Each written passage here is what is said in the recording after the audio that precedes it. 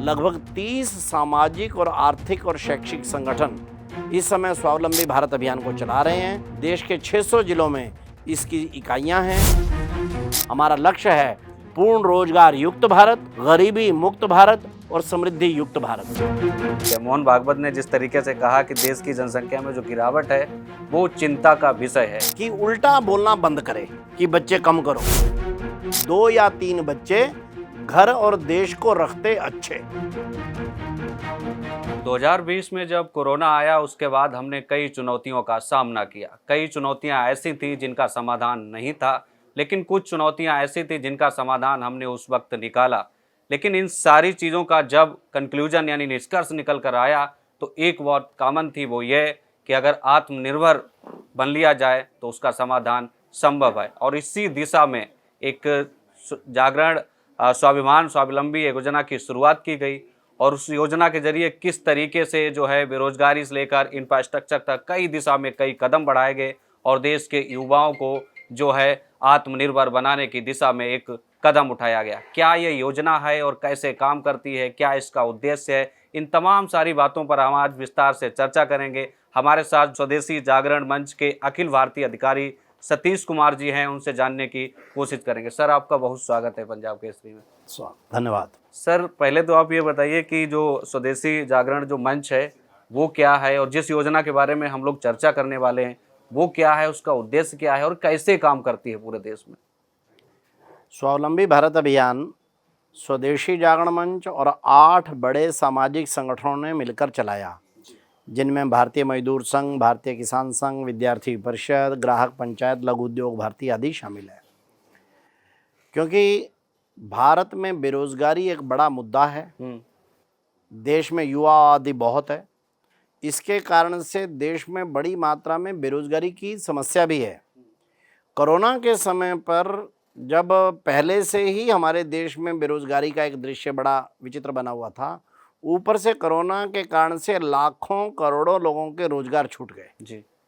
उस समय पर देश क्या करना, तो उस समय पर ऐसे सब सामाजिक और आर्थिक संगठनों ने, जिनमें स्वदेशी जागरण मंच प्रमुख है, उन्होंने प्रमुख रूप से बड़े अध्ययन के बाद ये तय किया कि भारत को स्वावलंबन की तरफ जाना चाहिए, उद्यमिता की तरफ जाना चाहिए। और इसको लेकर इन 8 संगठनों ने स्वावलंबी भारत अभियान बनाया। बाद में इसमें बाकी के संगठन भी जुड़ते गए और कुल मिलाकर इस समय पर लगभग 30 सामाजिक और आर्थिक और शैक्षिक संगठन इस समय स्वावलंबी भारत अभियान को चला रहे हैं। देश के 600 जिलों में इसकी इकाइयां हैं, कहीं थोड़ा कम कहीं ज़्यादा, लेकिन सब तरफ। और इस समय पर स्वावलंबी भारत अभियान को लेकर और युवाओं में, युवतियों में अंदर बड़ी मात्रा में काम चल रहा है।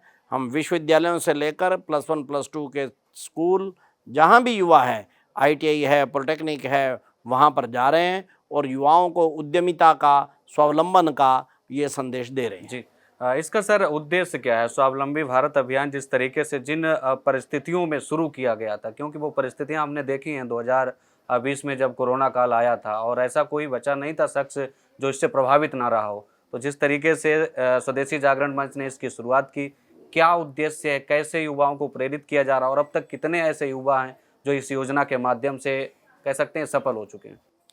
ऐसा है कि 2020 के बाद स्थिति ज़रा ज़्यादा खराब हो गई, इसलिए हम लोगों ने युवाओं को ये आग्रह किया कि किसी भी सरकार को इतने लोगों को नौकरियां देना संभव ही नहीं, इंडस्ट्री को भी इनको संभव नहीं होगा।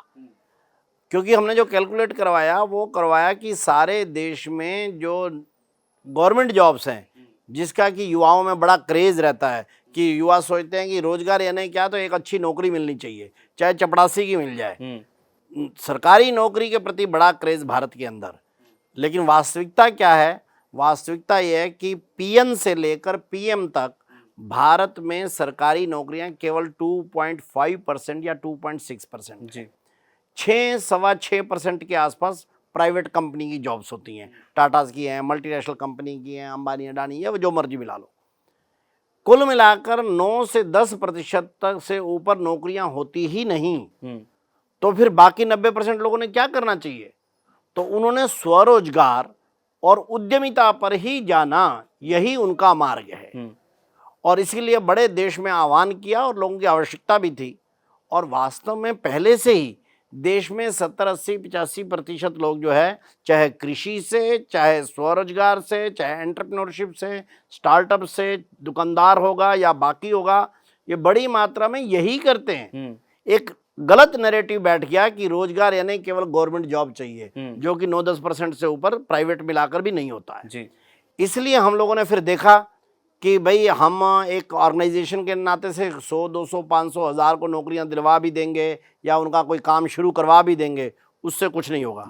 तो हमने कहा कि जो ऐसे सफल लोग हैं जिन्होंने उद्यमिता के बल पर सफलता प्राप्त की है, ऐसे लोगों को बाकी युवाओं के साथ इंटरेक्ट कराओ, बाकी युवाओं के साथ उनका संवाद कराओ और उनको देखकर वो भी अपनी बड़ी यात्रा पर चल पड़ेंगे। मैं आपको एक उदाहरण बताता हूँ। मैं अभी थोड़े दिन पहले गुड़गांव विश्वविद्यालय में जब गया था तो वहाँ पर एक महिला आकर बैठी थी साथ में। मैंने उनसे पूछा, आप बहन जी कौन है? तो उसने बताया कृष्णा यादव है, बुलंदशहर के पास के गांव की, पश्चिमी उत्तर प्रदेश की रहने वाली है। उनका वो छठी फेल महिला है। उसने वहाँ बोलते हुए अपनी सक्सेस स्टोरी बताई कि मैं छठी फेल हूँ, मेरे पति 10वीं फेल हैं, 3 छोटे बच्चे हैं, गांव में झगड़ा हो गया इसलिए हमारे को गांव से निकल के दिल्ली आना पड़ गया, हमारे पास पैसा नहीं था, केवल 2000 रुपये वो लेकर आए। उसने कहा, पति ने कहा कि कैसे चलाएंगे? तो पति ने कहा मेरे पास 2000 रुपया, मैं जाकर सब्जी मंडी से अच्छी मात्रा में सब्जी ले आता हूँ, तुम इसको सारा दिन बेचना, मैं कहीं थोड़ा सा नौकरी काम कर लूँगा। ये महिला 1200 रुपये की लाई हुई सब्जी सारा दिन बेचती थी और पति कहीं मजदूरी करने जाता था। धीरे धीरे करके इसकी सेल बढ़ती गई सब्जी बेचने की। इसने पानी रख लिया, अचार रख लिया, मुरब्बा रख लिया, किंतु इसको अचार मुरब्बे में कुछ बचता नहीं था, ज़्यादा सेल कम होती थी। तो इसने मेरे को कईयों से पूछा कि मैं सेल कैसे बढ़ाऊं, मुझे समझ नहीं आ रही, अचार तो मेरा बड़ा अच्छा है किंतु ये सेल कम होता है। तो किसी ने कहा कि खादी ग्रामोद्योग वाले जो है वो ऐसी चीज़ों का एक यहाँ कैंप लगा रहे हैं नज़दीक, 15 दिन का कैंप है, 2 घंटे केवल जाना है। ये वहाँ चली गई, वहाँ सीखा, तब इसको ध्यान में आया कि ये मार्केटिंग शब्द, वो महिला कहने लगी हमारे को कि ये मार्केटिंग कोई चीज़ होती है, ये मैंने पहली बार सुना जी। और मैंने कहा कि कैसे करते हैं? तो मैं तो एक छोटे से पोलोथीन में अचार बेचती थी। उसने कहा ऐसे दिल्ली में अचार नहीं बिकता, अचार को ऐसे डिब्बे मिलते हैं प्लास्टिक के, उसको लो, उस पर एक रैपर लगाओ, अच्छा सा बनाओगा, तब ये तुम्हारा 50 रुपए का भी पैकेट बिक जाएगा। और मैंने वहाँ से शुरू किया और कहने लगी मेरे को 25,000 का लोन मिल गया वहाँ से, खादी ग्रामोद्योग से, ट्रेनिंग मिल गई, मेरे को मार्केटिंग का पता चल गया, मेरी सेल तो 3000 रुपये, 4000 रुपये पर पहुंच गई। और वहां से फिर मैंने पीछे मुड़कर नहीं देखा। आपको आश्चर्य होगा, जब वो बोली तो मैंने तो जेब से गूगल वो फोन निकाल के गूगल पे चेक किया कि अरे बाप रे ये वास्तव में कौन है, तो मैं आपको भी दिखाऊं। तो उसने जो बताया मेरे को बिल्कुल विश्वास नहीं हो रहा था कि महिला क्या बोल रही है। उसने कहा 14 साल हो गए, 1200 रुपये की सब्जी बेचने और अचार से शुरू किया था, आज जो है मेरा 8 करोड़ का एनुअल टर्नओवर है जी, और 800 महिलाओं को मैं रोजगार देती हूँ। मेरे को जब विश्वास नहीं हुआ तो मैंने कहा कि गूगल देखता हूँ, और गूगल देखा तो ये फोटो निकली, आप भी अगर देख रहे हो, मोदी जी और इससे क्या नाम है हाथ जोड़कर इसको आगे वो कर रहे हैं। ये हमारे साथ एक गुड़गांव के कार्यक्रम में थी जी, बिल्कुल, दिल्ली सरकार ने सम्मानित किया।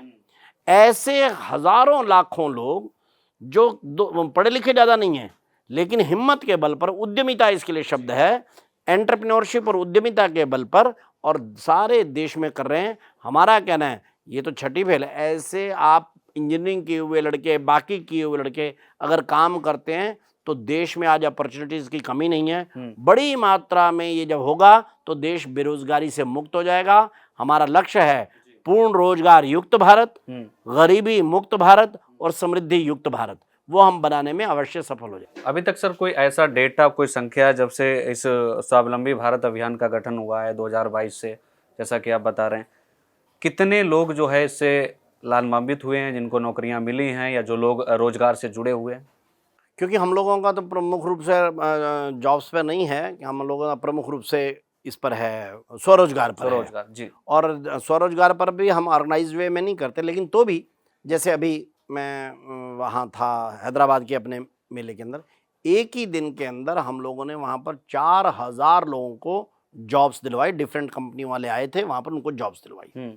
ऐसे अभी अभी हमारे यहाँ बालाघाट में मेला लगा है, वहाँ पर लगभग 3,000 लोगों को हम लोगों ने इस टाइप के काम में जुड़ाया। जी स्वदेशी मेले हम लगाते हैं, हज़ारों लोग वहाँ आकर अपना स्वरोजगार करते हैं। भारत में ऐसे लाखों लोग हैं जो इस समय पर इस विचार से अनुप्राणित हो गए। वो मैं ये नहीं कहता हूँ कि हमने अपने पर्सनल उससे दिलवाया ना, ऐसा नहीं कह रहा हूँ, लेकिन इस विचार से अनुप्राणित होकर इस समय पर स्टार्टअप कर रहे हैं, इस समय पर छोटा उद्यम कर रहे हैं। और आज आप देखेंगे कि उन 4 वर्षों में ही जी जो 2020 में हमारी बुरी स्थिति हो गई थी, एक एक जगह पर ही 20-20 बेरोजगार हो गए थे, आज बड़ी मात्रा में लोग इसके कारण से कम अपने जितना करने लायक हो गए हैं, बड़ी मात्रा में। जी और ये देश भर में चल रहा है। जी ऐसा हम सक्सेसफुल लोगों की कहानियां सुनाते हैं। जैसे इस बार हमने अभियान लिया था, 4,000 हम लोगों ने यूनिवर्सिटी और कॉलेजों में कार्यक्रम किए देश भर में, देश के 600 जिलों के अंदर, और उनके अंदर 8 लाख युवा ये आके संकल्प करके गए कि हम जो है और एंटरप्रेन्योरशिप को, स्टार्टअप को अपनाएंगे और दूसरों को भी रोजगार देने वाले होंगे। जो मोदी जी बार बार कहते हैं, don't be job seeker, be job provider. वो इन 8 लाख युवाओं ने वो मंत्र की तरह पढ़ लिया है और हमें पूरा विश्वास है अगले साल 2 साल में ये 8 लाख तो उद्यमी जरूर बन जाए। सर, इसी से जुड़ा एक आखिरी सवाल, स्वावलंबी भारत अभियान से पहले भी सरकार की तरफ से कई ऐसी योजनाएं और स्कीम चलाई जा रही हैं, चाहे स्किल इंडिया हो, चाहे स्टार्टअप को बढ़ावा देने के लिए हो, वो भी स्वरोजगार से ही जुड़ा हुआ है। तो क्या ज़रूरत आपको महसूस हुई या स्वदेशी जागरण मंच को इसकी ज़रूरत बनी कि वाकई में नहीं, इन योजनाओं से हट के भी हम कुछ अलग कर सकते हैं? उसमें क्या होता है कि सरकार के काम करने का एक ढंग होता है जी और हम लोगों का मानना है कि समाज की बहुत सी समस्याएं ऐसी होती हैं जो सामाजिक, शैक्षिक और आर्थिक संगठनों को ही हल करनी बिल्कुल। चाहिए। विनोबा भावे और गांधी जी एक वाक्य बोला करते थे, जो असरकारी है वही असरकारी है, जी जो गैर सरकारी होता है वही असरकारी होता है। इसलिए हमारे हजारों कार्यकर्ता, हमारे सैकड़ों पूर्णकालिक और महिला सहित कार्यकर्ता ये इस समय पर एक एक जिले में जा रहे हैं और हमारे को लगता है कि अगर ये गैर सरकारी मूवमेंट रहता है, जन अभियान रहता है, आम व्यक्ति का, आम उद्यमी का, आम एनजीओ चलाने वाले का, स्टार्टअप को प्रेम करने वाले का रहता है, तो ये ज़्यादा प्रभावी ढंग से उभरेगा। श्रीधर वेम्बू जो जोहो कॉर्प के सीईओ भी हैं, वो इसके अखिल भारतीय संरक्षक हैं। प्रोफेसर भगवती प्रकाश जी जो गौतम बुद्धा यूनिवर्सिटी के वाइस चांसलर रहे हैं, वो उसके ऑल इंडिया के चीफ कोऑर्डिनेटर हैं। सारे देश की एक नेशनल टीम बनी हुई है, मैं भी उस नेशनल टीम में हूँ। हम सब मिलकर ये कृत संकल्प हैं, भारत को विश्व की एक आर्थिक बड़ी महाशक्ति बनाएंगे और भारत को पूर्ण रोजगार युक्त ये करके दिखाएंगे। बिल्कुल सर, अब दूसरे मुद्दे पर आते हैं। जब रोजगार और स्वरोजगार की बात होती है तो सबसे बड़ा अहम रोल होता है जनसंख्या का।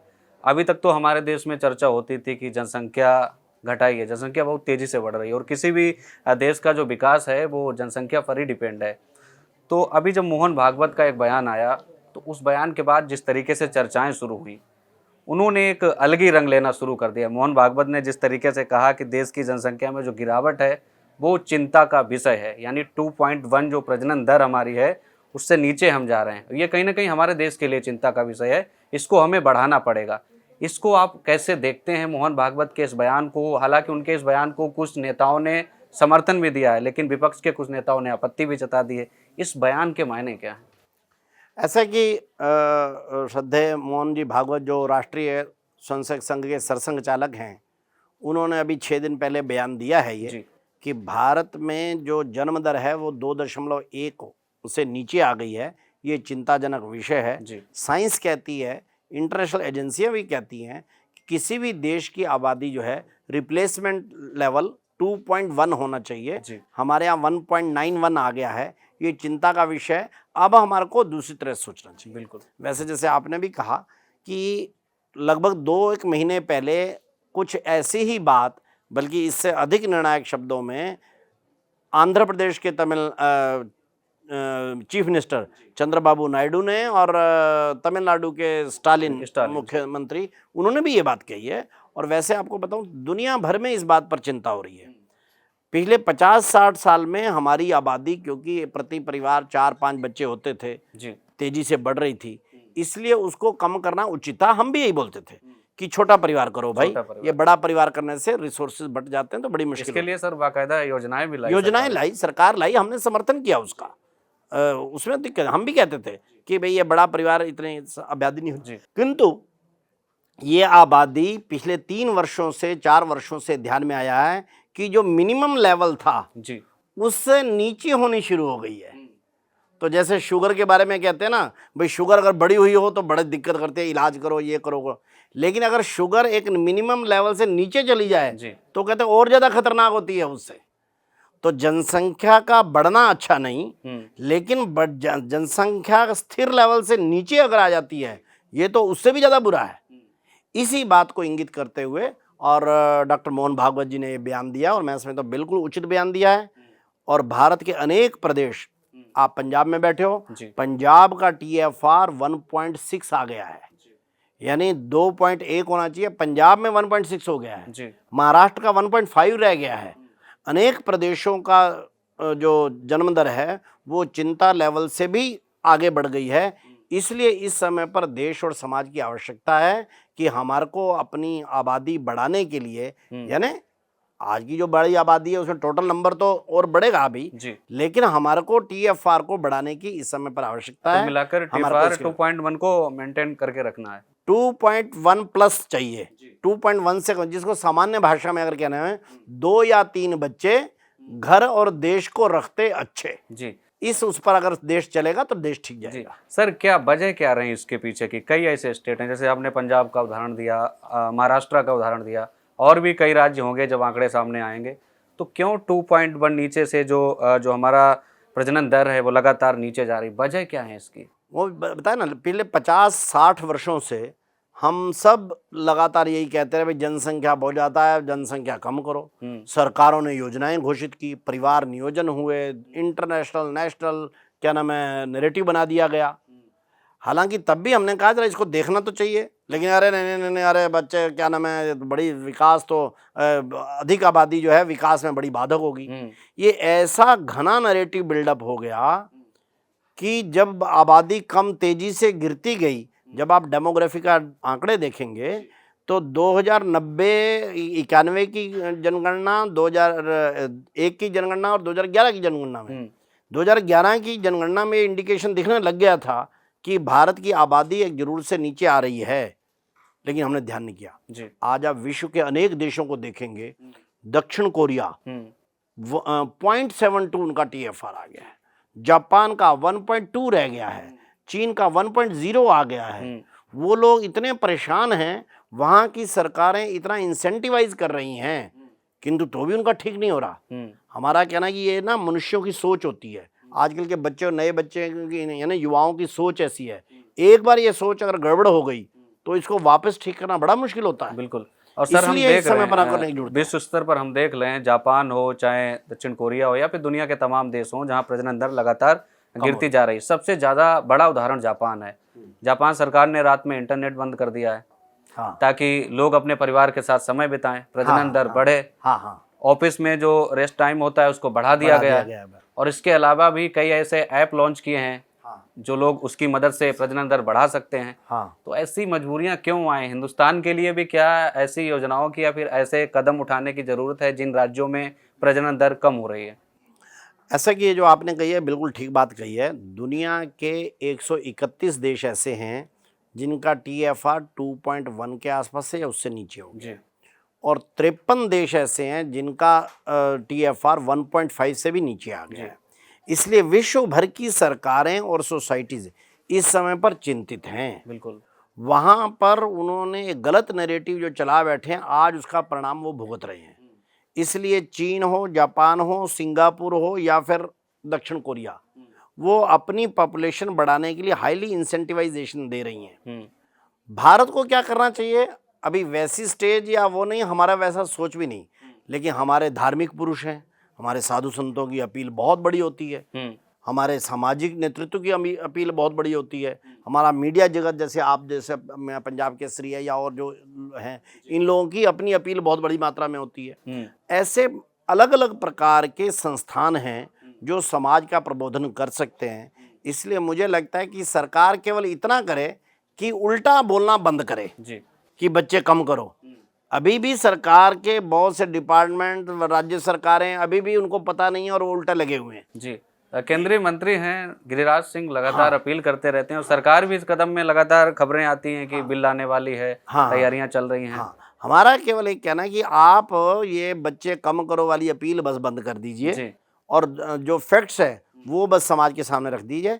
बाकी सामाजिक, धार्मिक और आर्थिक संगठन, सर, एक शैक्षिक संगठन आखिरी ये कर सवाल लें। ये है कि बैलेंस बनाना पड़ेगा। जब आप एक मीडियम फैमिली में आप देखते हैं तो वहाँ पर आज भी मुझे लगता है कि प्रजनन दर जो है वो लगभग ठीक ठाक है। 3 से 4 बच्चे आपको फैमिली में मिलेंगे सामान्य परिवार में। लेकिन जब हम थोड़ा ऊपर उठते हुए जाते हैं तो बच्चों की संख्या जो है वो घटती चली जाती है, या फिर यूँ कहें कि प्रजनन दर जो है वहीं से धीरे धीरे कम हो रही है। आप जितने भी ऊपर के परिवारों में जाएंगे मिडिल क्लास से ऊपर उठकर, तो 1 बच्चा मिलेगा, किसी को 2 होंगे, 2 से ज़्यादा किसी को होंगे नहीं। बिल्कुल ठीक बात। इसमें क्या है कि बड़ी विचित्र पैराडॉक्स है ये। दिक्कत क्या है कि जो धनाढ्य वर्ग है, मीडियम या हायर क्या नाम है, मीडियम वर्ग क्या नाम है, संपन्न लोग हैं, वो कह रहे हैं कि अगर बच्चे ज़्यादा होंगे तो इनको पढ़ाएंगे लिखाएंगे। जिनके घर पर एसयूवी गाड़ी खड़ी है, कोठी भी 10 करोड़ की है, वो कहता है जी बच्चे को अच्छी पढ़ाई कैसे कराएंगे। जी। ये एक नैरेटिव बिल्डअप हुआ पिछले 30, 40, 50 सालों में। इस नैरेटिव को ठीक करने की आवश्यकता है। जो गरीब वर्ग है जी। वो अगर 2 बच्चे पैदा करता है तो समझ में आता है, लेकिन जो संपन्न वर्ग है, जो पढ़ा लिखा वर्ग है, प्रोफेसर है, वकील है, डॉक्टर है, उद्योगपति है, व्यवसायी है, बड़ा किसान है, ये जो वर्ग हैं, इन लोगों को अवश्य ही 3 बच्चों के बारे में बात करनी चाहिए और 4 भी कर सकते हैं तो कोई गलत बात नहीं। जी। आप दर्शकों से क्या अपील करना चाहेंगे, चाहे प्रजनन दर को लेकर हो या फिर स्वावलंबी भारत अभियान से जुड़ी हुई हो? 2 विषय अलग-अलग हैं वैसे तो भी जुड़े हुए भी हैं। पहली बात तो है कि भई हमारे को प्रजनन दर और बाकी सब समाज में सब लोगों पर इस पे चर्चा करनी, इसको थोड़ा पढ़ना चाहिए। जी। ये केवल हम लोग कह रहे हैं स्वावलंबी इस विषय में, ये नहीं है विषय ना। ये मोहन भागवत ने कह दिया है या सीएम नायडू ने कह दिया है, केवल इतनी बात नहीं है। जी। थोड़ा आंकड़े देखें, वास्तविकता क्या है, परिवार की स्थिति क्या है। परिवार के हित में भी यही है कि अगर एक घर में 2 से 3 बच्चे होते हैं तो जी। परिवार के आगे के भविष्य के लिए भी ये अच्छा है। तो इसलिए परिवार के लिए, व्यक्ति के लिए और समाज और देश के लिए जी। ये अच्छा है। इसलिए दर्शकों को मेरे ज़रूर आग्रह है कि वो इस विषय पर एक सकारात्मक डिबेट ये सारे देश में शुरू हो। कैसे हम 2 से 3 बच्चों का एक रेशो ला सकते हैं। जी। 2.2 प्लस ये भारत का TFR का रेशो चाहिए।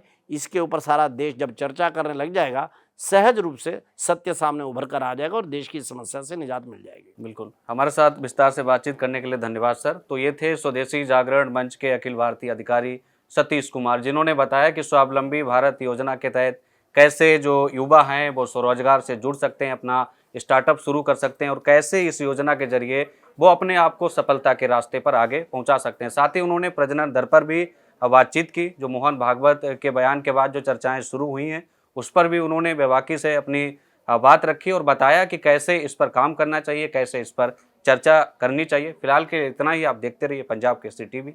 नमस्कार।